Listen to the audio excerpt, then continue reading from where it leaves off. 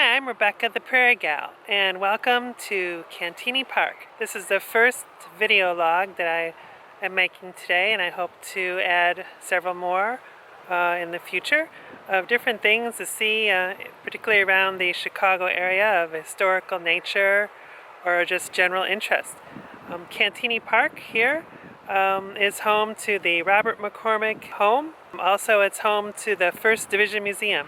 And they also have beautiful gardens here, so we'll be taking a walk around the general area, and then probably on future episodes come back and look more in depth at each of the areas in more detail. One of the things I learned here is that they do have tanks, a large collection of armored vehicles from mostly the 20th century, so we'll be taking a look at those as well. So if you're ready, let's take a walk through the park. This is November 2020, and we're still in the middle of the pandemic, so quite a few people are here today, so I'll be wearing my mask as we walk around the park. Cantigny Park is located in Wheaton, Illinois, which is about 25 miles west of Chicago.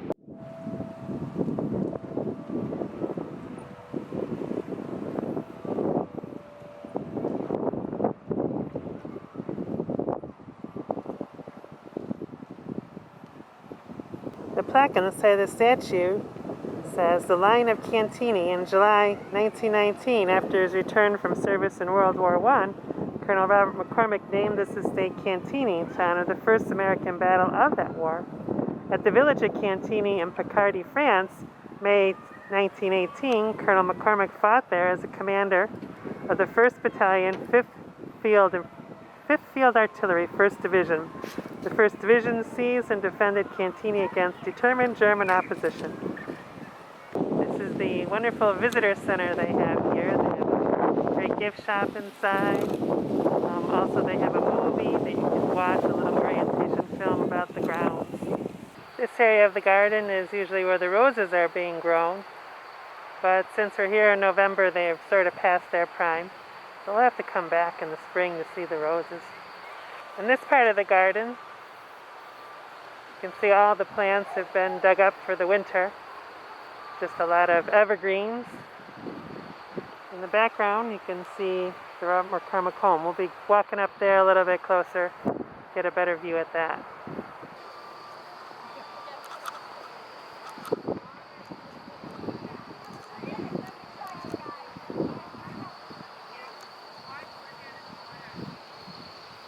The gardens here have been remodeled considerably over the years.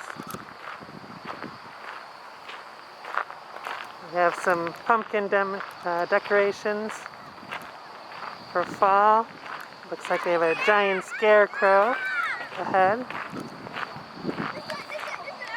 I was here about 6 weeks ago, and this section was the sunflower section of the garden. They are definitely past their prime now. We'll walk down there and get a closer view.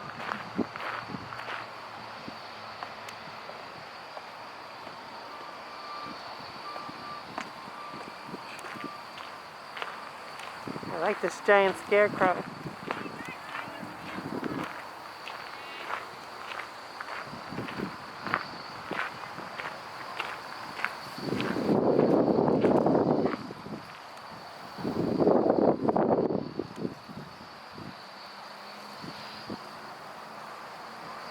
And that's the Robert McCormick home in the background. They have some very nice pumpkins here. Some white pumpkins. Kind of unusual.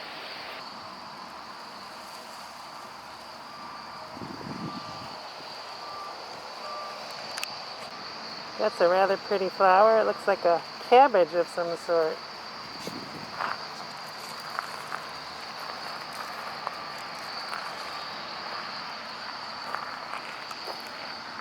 Another one of those cabbage flowers here.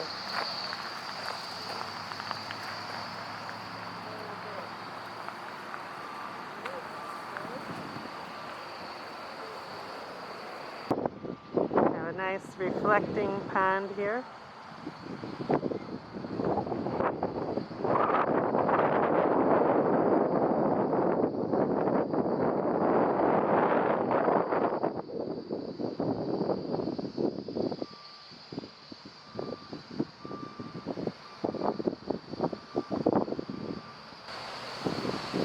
Looks like they're doing some work here to the grounds around the house. I don't know exactly what they're doing. Looks like they're digging up the front driveway. Let's take a look up there.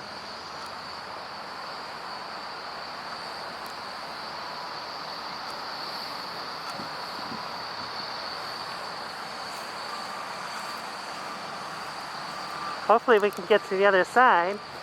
Those of you who like the film A League of Their Own, this house was used for 2 scenes during the movie A League of Their Own.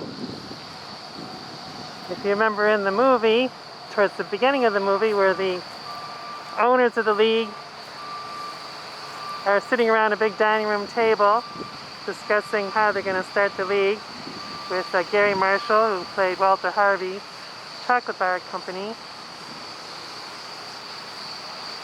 That was actually filmed right inside this home, in the dining room here in the Robert McCormick home. Robert McCormick owned WGN, television and radio, and he was also a newspaper man. And that's how he got his money to start WGN radio and TV. He inherited the paper from his I think it's his maternal grandfather, Joseph Medill. And this home here was his little country getaway.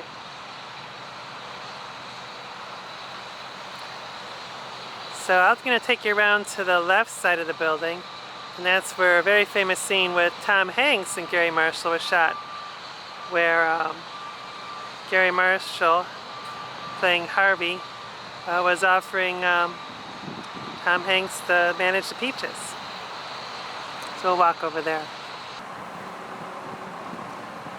Well, we're making our way around the building. There's a lot of construction going on here. I think they're repaving the driveway. That's my impression. But we're getting there.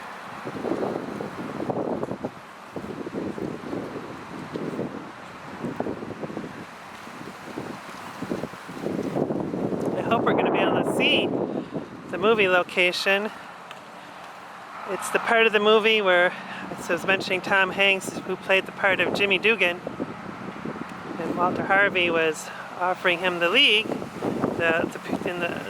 to coach the Rockford Peaches. And he did that over by where that gentleman is working on the stairs. You can see that. So he stood between that staircase to the left, that fencing, and they had that discussion where he reminded Jimmy Dugan about the incident with the fire, and is he still a drunk? So let's see if we can get a little bit closer.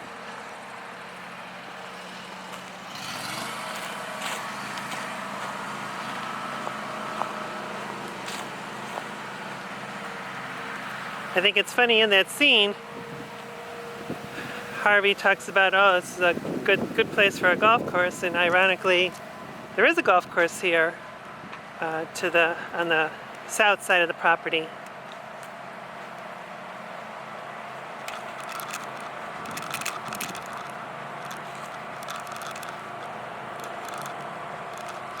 I'm not sure how close we're going to get up there. We'll go to where the stairs are.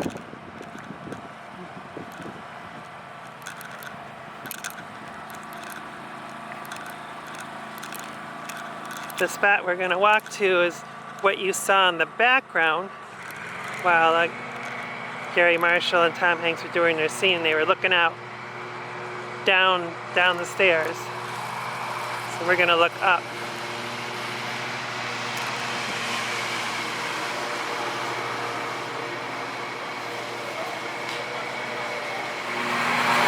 Well, I'd hoped to walk up to the actual spot where the scene was filmed, but the lawnmower person is still cutting the grass. So I think what we're going to do is have to come back here and do a special episode just on the League of Their Own scenes that were filmed here.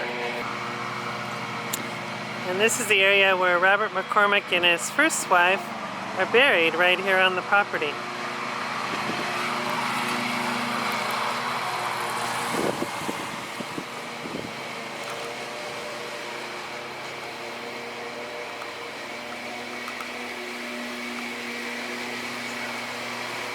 Colonel McCormick is here on the right. Born 1880, died 1955. With military honors. And his first wife, Amy, born 1880, died 1939. So I do know that Robert McCormick did remarry a few years after losing his first wife, but she is buried in a different location.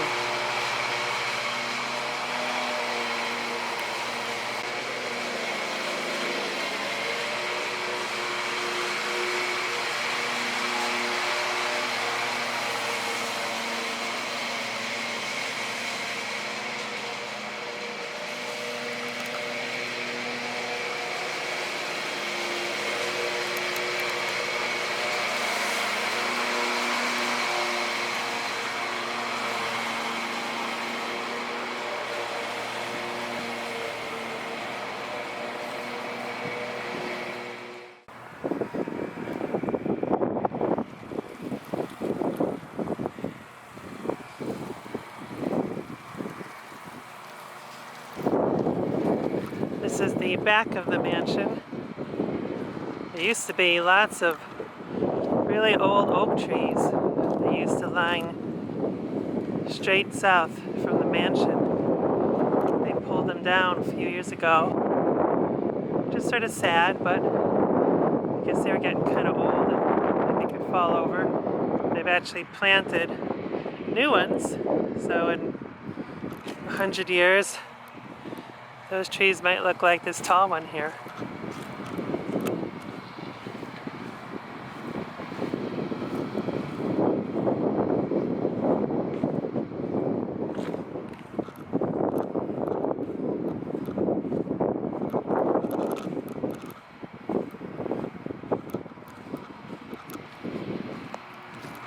Lots of gardens here.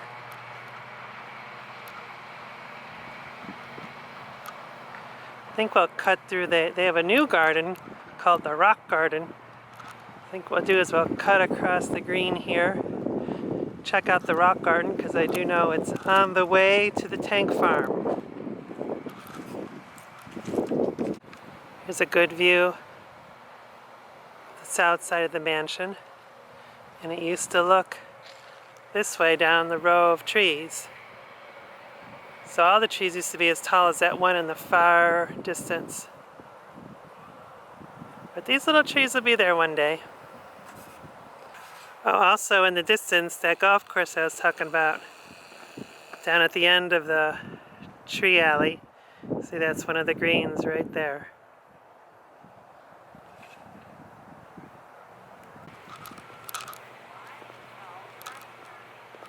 So we're coming up on the back side of the rock garden.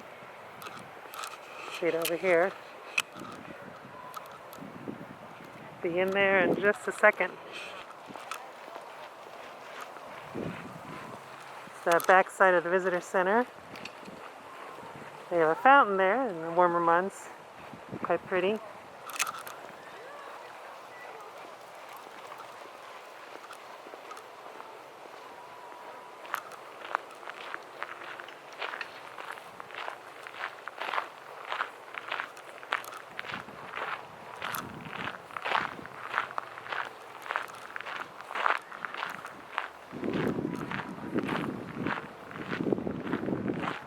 And we're entering the rock garden.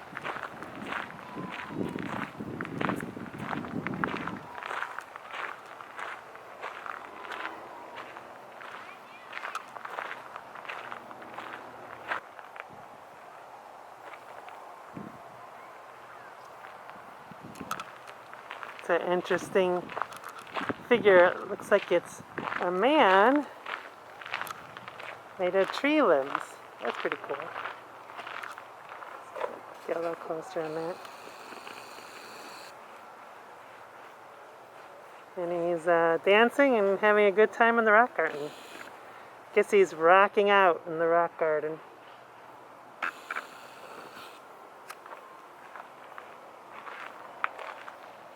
Lots of little things to see, even close up.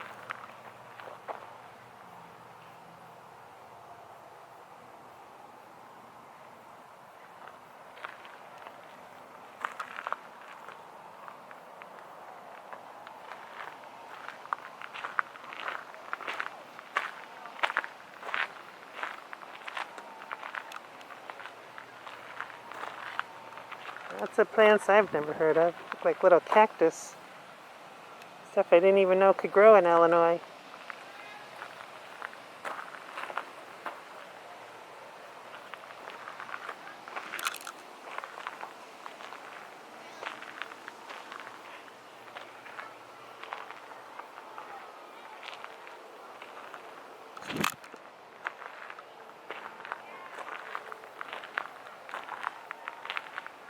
I like how they grow them in between the stones like that.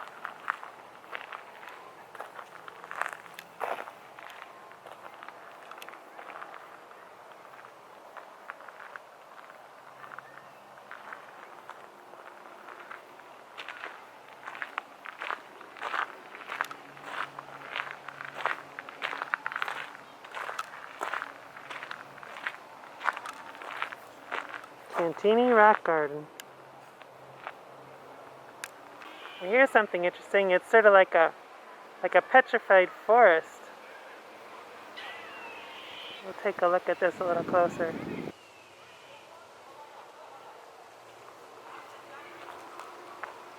Looks like they probably used some of the branches from the large trees they took down recently. Reminds me of a primordial dinosaur forest of some sort. Oh, looks like another man back there. He's got two eyes and looks like legs. Another one of those log sculptures.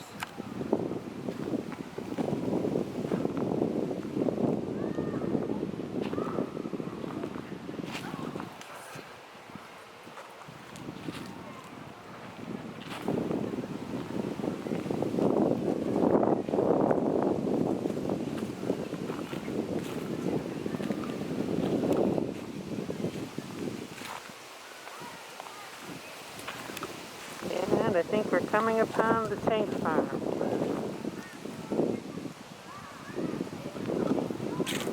We have several tanks.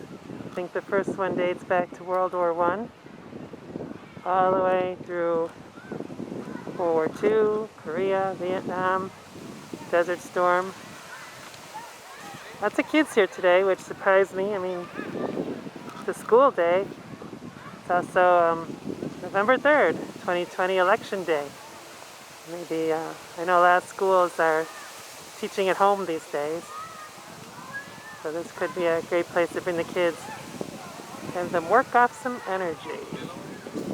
Tanks are very popular for children to climb upon. I remember doing this myself when I was a child. And it's still popular years later. So we may have to come back and do a more in-depth study of each of the tanks because there are plaques written there. So we'll have to come on a day when the kids are in school, because it'll be hard to get really good close-up shots, descriptions of the tanks. Oh, this one seems to be clearing. Maybe we could get a close view of this one. Well, I think we're just going to have to come back and do a special episode on all the tanks. There are just way too many children on each of the tanks to do an in-depth study. So we'll just come back on a different day. But I'll try to get some shots as we walk out of here.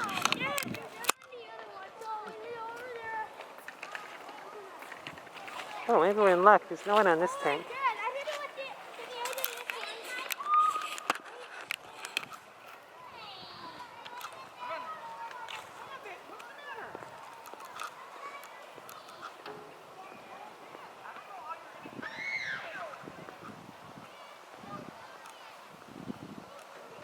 The building in the background is the 1st Division Museum, and that would require its own episode. So we'll come back when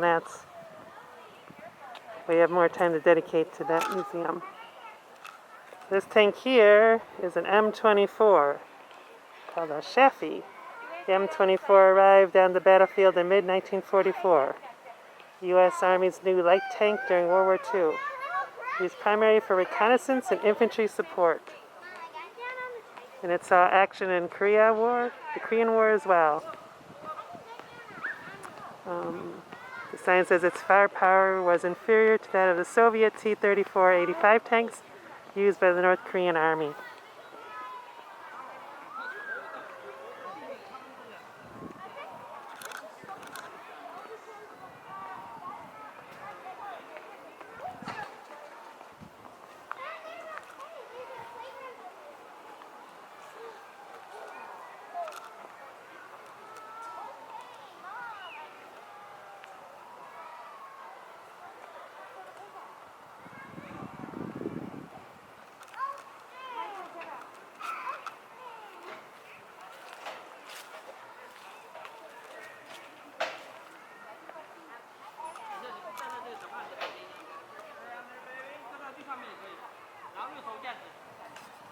So right now, in order to go into the 1st Division Museum, you have to have a scheduled appointment so they could limit the number down to a safe size. So I don't have that number today. Do that on a different day. I got 3 more tanks here on the right. It's very interesting, this one, the yellow one, with its paint scheme. It's like a tiger. It says it's a M46 Patton is this tank. The M46 was designed to fight in the Korean War because it could handle Korea's mountainous terrain and pivot through narrow attack routes.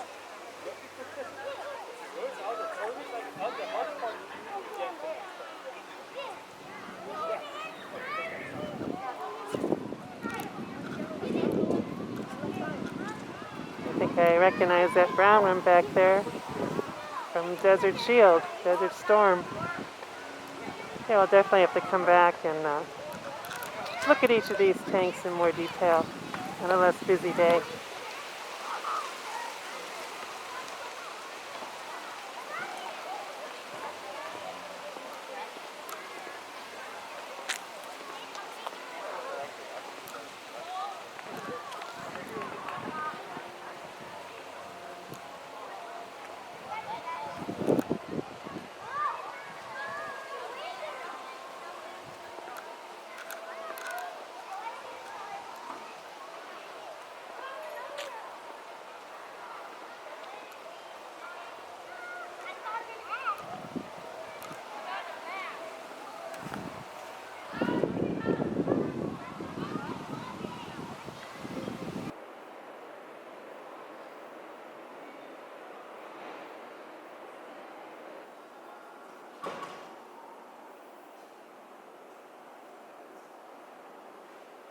First we have to take a look at the gift shop.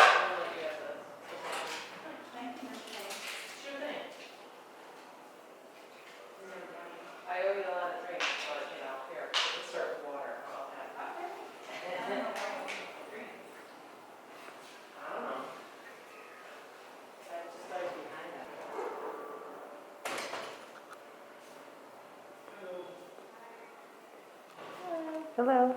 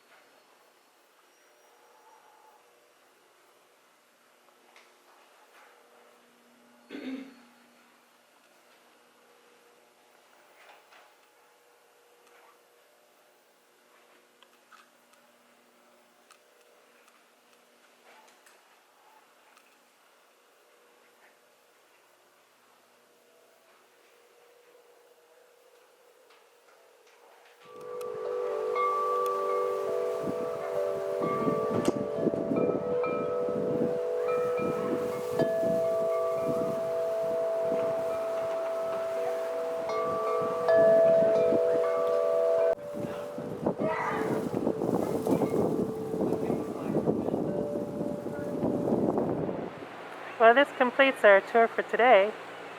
Obviously, there's a lot more for us to do and come back and look at when there's less lawn cutting equipment and less children on the tank. So we'll definitely plan that for the future. So I hope you enjoyed this video log. We'll see you again in the next one. I don't know if you can see them, but there's some wild turkeys here in the parking lot. I wonder if they know Thanksgiving is just a few weeks away. They might want to find somewhere to hold up for the next couple months.